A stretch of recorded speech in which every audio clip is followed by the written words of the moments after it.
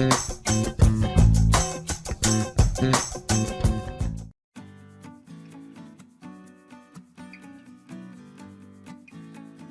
this video, we will demo how to take succulent cuttings to produce more and nothing is wasted.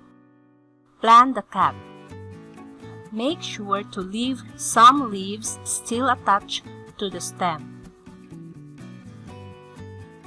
This will increase their chance of survival. I've done some cuttings before without any leaves left, all withered.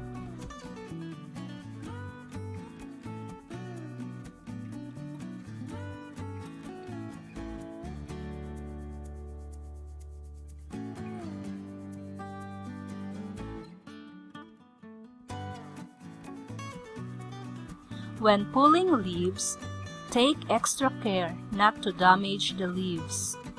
We need to remove the bottom leaves to expose about 1/4 inch or 0.6 centimeters of the bottom stem. This exposed stem is where the roots will come out. This will also help us anchor the plant in the soil better. Damaged leaves won't propagate. Pull the leaves towards the bottom, with fingers pushing the base of the leaves down, or simply wiggle it to remove. These leaves can also be propagated. Let's air dry for 5 days or until cuts are totally healed. In dry locations, 2 days might be enough to callus. But if you are not sure, 5 to 7 days is the safest. Pot in soil and place them away from direct sunlight. Direct sunlight will dehydrate them fast, so keep it away from direct sun for now. Start misting after a week and keep the soil moist until 4 weeks. This will encourage roots to grow faster. After a month, let's see their progress.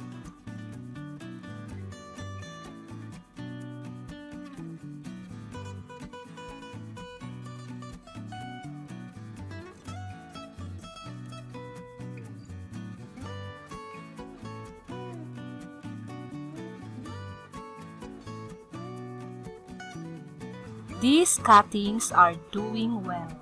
They have healthy looking roots now. Then, let's see the stump.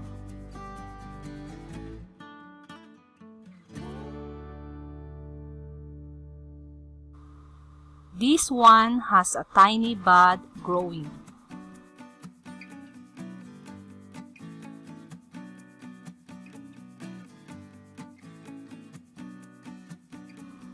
And this one have a shoot and bud.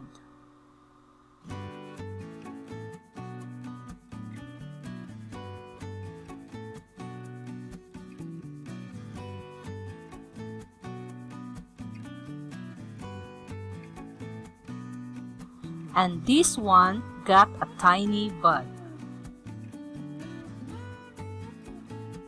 Let's water it and slowly introduce to direct sunlight.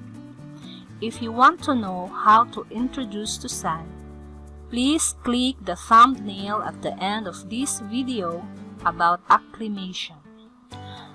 After another 7 months, 8 months in total, let's see how they've grown. Look at these cuttings. They are mother plants now, which means we can cut them again for propagation and double or triple our collection by getting new plants from cuttings, stumps, and leaves.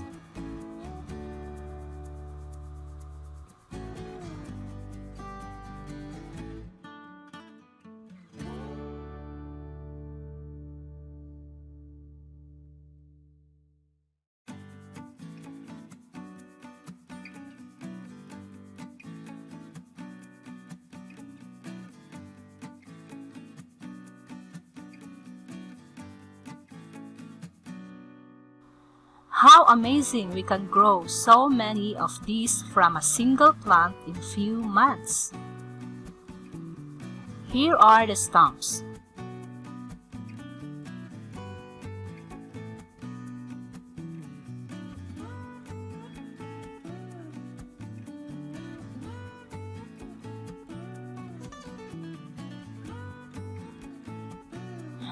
As we can see, they were encouraged to grow more shoots when we cut them.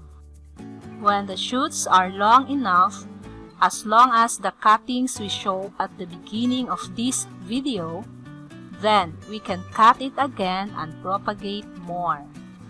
The stump will then grow more shoots. The more we cut them, the more shoots they produce. Hope there are new things you learned from this video. We would like to know your thoughts. Was this cutting style beneficial to you, and why? Please leave your comments below and don't forget to subscribe, like, and share. Happy succulents gardening!